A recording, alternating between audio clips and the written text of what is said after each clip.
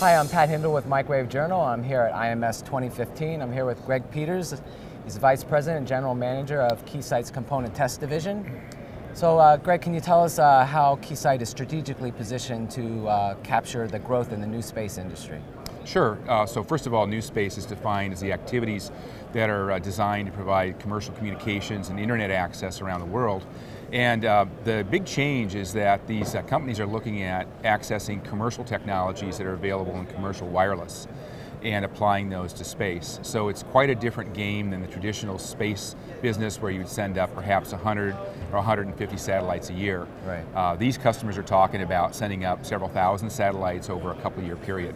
So the economics are different, and as such, part of our ability is to bring in our commercial wireless capability and test and design and apply that to the new space and these new opportunities that exist.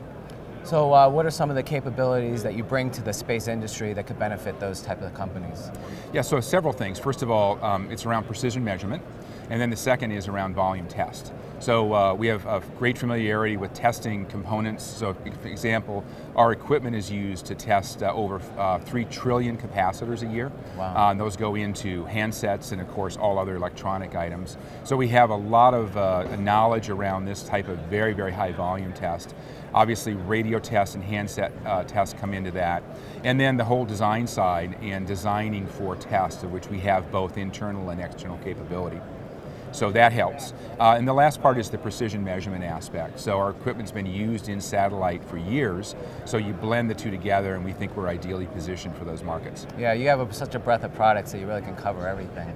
Yes, and it ranges from solar array simulators, channel simulation, system level simulation, and of course the basic instrumentation that we provide, as well as our knowledge in how to create high volume test solutions. So how do you see that new space industry shaping up over the next 5 to 10 years? Well, it's going to be very dynamic. So first of all, as you know, there's a tremendous amount of money going into this. Right. And there's leaders in other fields that are trying to enter.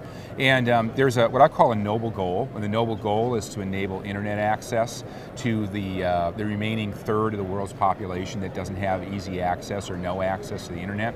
So that itself creates an enormous amount of energy and excitement around this. Right. Now, having said that, there's also a lot of money, and then there's geopolitical issues.